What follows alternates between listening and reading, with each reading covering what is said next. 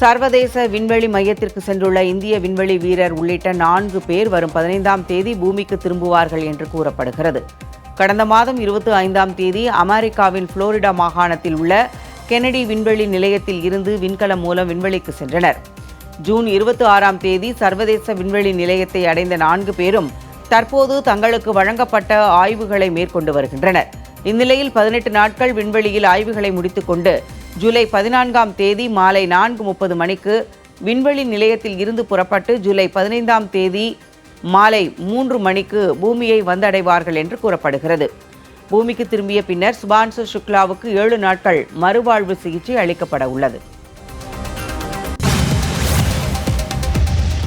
கோவை மாவட்டம் ஆனைமலை அருகே நடைபெற்ற தென்னை நார் தொழில் கருத்தரங்கில் தொழில்துறையை மேம்படுத்த திமுக அரசு எந்த உதவியும் செய்யவில்லை என்று மத்திய இணை அமைச்சர் சோபா கரந்த்லாஜே தெரிவித்துள்ளார். கருத்தரங்கில் கலந்து கொண்டு தென்னை நார் தொழிலை மேம்படுத்துவது குறித்து உற்பத்தியாளர்களுடன் கலந்துரையாடினார். பின்னர் செய்தியாளர்களை சந்தித்த அவர், சிறு குறு நடுத்தர தொழில் நாட்டின் முதுகெலும்பு என பிரதமர் மோடி தெரிவித்து வருவதாக தெரிவித்தார். மேலும் தமிழகத்தில் சிறு குறு நடுத்தர தொழில்கள் மின்கட்டண உயர்வு பிரச்சனையை சந்தித்து வருகிறது என்றும் பாதுகாப்பு இல்லாத மாநிலமாக மாறி உள்ளது என்றும் அவர் தெரிவித்தார். Tamil Nadu government should have encouraged. They should have given subsidies for MSMEs, but they are hiking bill every time, electricity bill every time. Tamil Nadu government is not encouraging agriculture, horticulture, and they are into corruption. There is a land mafia, there is a drug mafia running here, there is a sand mafia. It is run by mafias. That's why we cannot expect good from them. Dindigul மாவட்டம் பழனி கோவிலில் நடைபெற்ற போராட்டத்தால் 2 மணி நேரத்திற்கும் மேலாக பக்தர்கள் சுவாமி தரிசனம் செய்ய முடியாமல் அவதியடைந்தனர். பழனி முருகன் கோவில் டிக்கெட் கவுண்டரில் வாக்குவாதம் ஏற்பட்டு வழக்கறிஞர் பிரேமலதா என்பவரை காவலாளி மதுரை வீரன் தாக்கியதாக கூறப்படுகிறது. இதனை கண்டித்து காவலாளியை கைது செய்ய கோரி வழக்கறிஞர்களுடன் பிரேமலதா போராட்டம் நடத்தினார். இதையடுத்து போலீசார் வழக்கு பதிவு செய்து காவலாளி மதுரை வீரரை கைது செய்தனர்.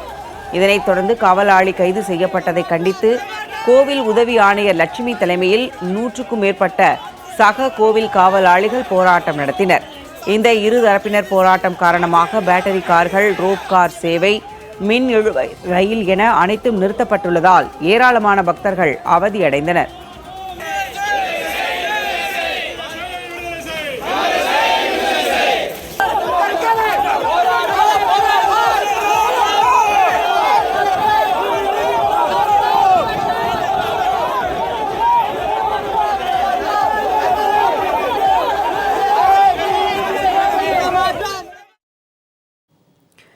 இனி உலக அளவில் நடைபெற்ற நிகழ்வுகளை விரைவு செய்திகளாக பார்க்கலாம்.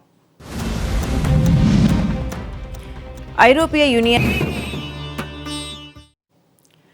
தமிழ்நாடு தொடங்கி சர்வதேச அளவில் நடைபெற்ற பல்வேறு முக்கிய நிகழ்வுகளை விரைவு செய்திகளாக இனி பார்க்கலாம்.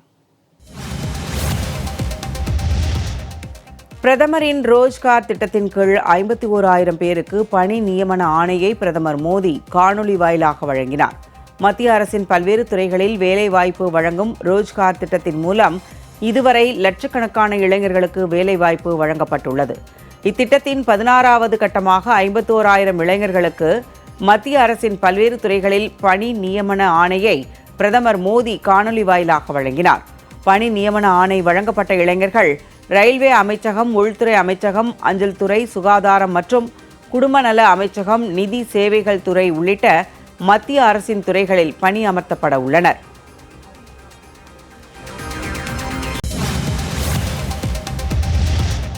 ஆந்திர மருத்துவக் கல்லூரியில் மாணவிகள் 50 பேருக்கு பாலியல் தொல்லை கொடுத்த புகாரில் ஆய்வக உதவியாளர் உட்பட 4 பேர் கைது செய்யப்பட்டனர்.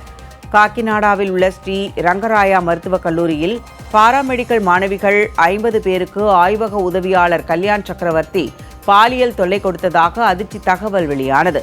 இதுகுறித்து பாதிக்கப்பட்ட மாணவிகள் அளித்த புகாரை தொடர்ந்து கல்லூரி நிர்வாகம் அளித்த புகாரின் பேரில் விசாரணை நடத்திய போலீசார் ஆய்வக உதவியாளர் கல்யாண சக்கரவர்த்தி உட்பட 4 பேரையும் கைது செய்தனர்.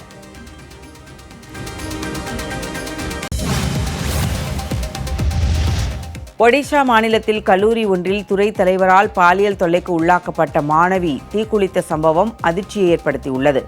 பாலசோரில் உள்ள அந்த கல்லூரியில் பிஎட் மாணவியான அவர் தனது துறை தலைவர் ஷமீர்குமார் சாஹூ தன்னிடம் பாலியல் சலுகைகள் கேட்டு துன்புறுத்துவதாக கல்லூரி நிர்வாகத்திடம் புகார் கூறியிருந்தார். 7 நாட்களில் நடவடிக்கை எடுக்கப்படும் என்று உறுதியளிக்கப்பட்ட நிலையில் எந்த நடவடிக்கையும் எடுக்கப்படவில்லை என்று கூறப்படுகிறது. இதை கண்டித்து கல்லூரி வாயிலில் நடைபெற்ற போராட்டத்தின் போது பாதிக்கப்பட்ட மாணவி தீக்குளித்த சம்பவம் பரபரப்பை ஏற்படுத்தியது.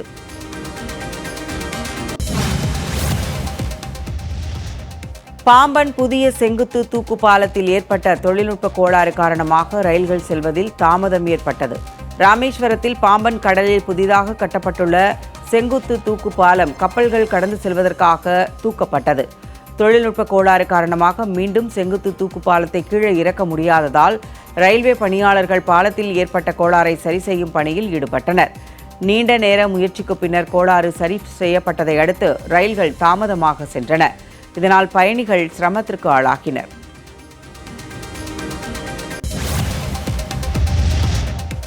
எல்லை தாண்டி மீன்பிடித்ததாக ராமேஸ்வரத்தை சேர்ந்த 7 மீனவர்களை இலங்கை கடற்படையினர் கைது செய்துள்ளனர்.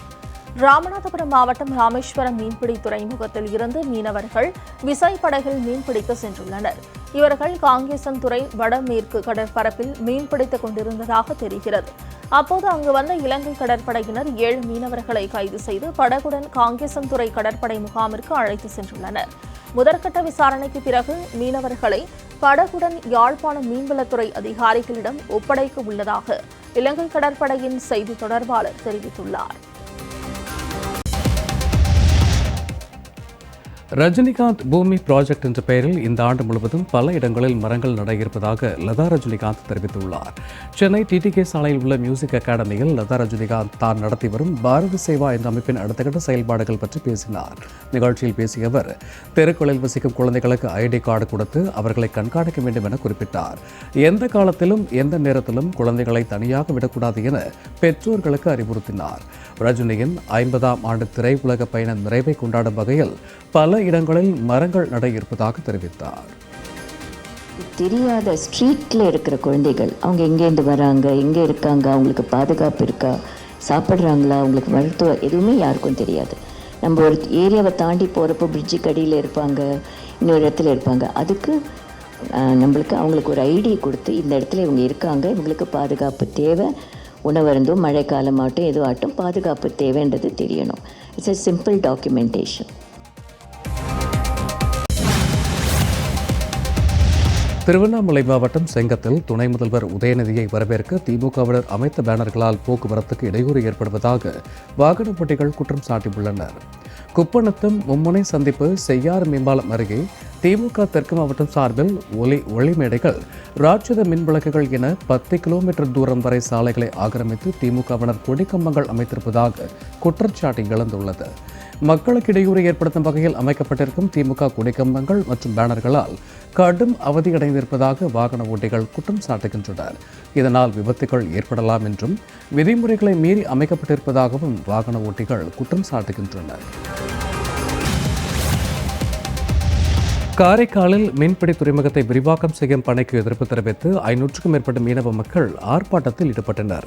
காரைக்கால் மாவட்டத்தில் உள்ள மீன்பிடி துறைமுகம் விரிவாக்கம் செய்யும் பணிக்காக மத்திய அரசு 130 கோடி ரூபாய் ஒதுக்கியிருக்கும் நிலையில் மீன்பிடி துறைமுகம் விரிவாக்க பணி செய்தால் தங்கள் கிராமத்தில் சுற்றுச்சூழல், போக்குவரத்து பாதிக்கப்படும் என பல்வேறு பாதிப்புகள் ஏற்படுவதாக கூறி கருக்குலாச்சேரி மீனவ கிராமத்தைச் சேர்ந்த 500க்கும் மேற்பட்ட மக்கள் அரசுக்கு எதிர்ப்பு தெரிவித்து கண்டன ஆர்ப்பாட்டத்தில் ஈடுபட்டனர். இந்த பணிகள் குறித்து மத்திய உள்துறை அமைச்சக கூடுதல் செயலர் ஆய்வு செய்ய இருக்கும் நிலையில் மக்கள் ஆர்ப்பாட்டத்தில் ஈடுபட்டதால் பரபரப்பு ஏற்பட்டது. இந்த திட்டமே வேண்டாம் என்று நாங்கள் சொல்லவில்லை. எங்கள் ஊரை பாதிக்காத வகையில் நீங்கள் மாற்று இடத்திலோ அல்லது வேறு கரையிலோ இதை செய்தால் எங்களுக்கு நன்றாக இருக்கும் என்று இன்று ஒரு நாள் ஒரு ஆர்ப்பாட்டம், அடையாள ஆர்ப்பாட்டம் என்று வைத்துள்ளனர். துறை சார்ந்த செயலர் மற்றும் அனைத்து அதிகாரிகளும் சந்தித்து இவங்கள் கிராமத்திற்கு எந்த வகையிலும் தொந்தரவு இல்லாமல் மாற்று கரையில் இதை அமைத்து கொடுத்தால் நன்றாக இருக்கும் என்று இவர்கள் சார்பாக ஒரு கோரிக்கை வைக்கின்றோம்.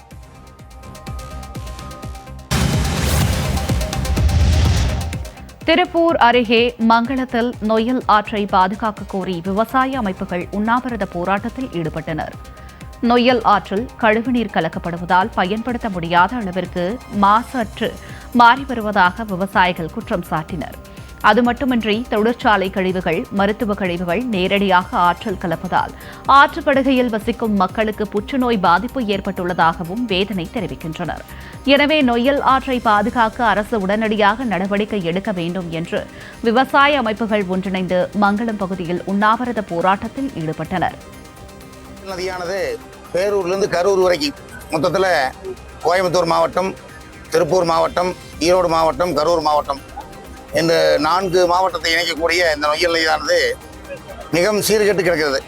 ஏனென்றால் இந்த தொழிற்சாலை கழிவுகள், இறைச்சி கழிவுகள் போன்றவற்றால், இந்த கட்டுமான பொருளின் கழிவுகளால் நொய்யல் ஆறு மிகவும் கெட்டு கிடக்கிறது.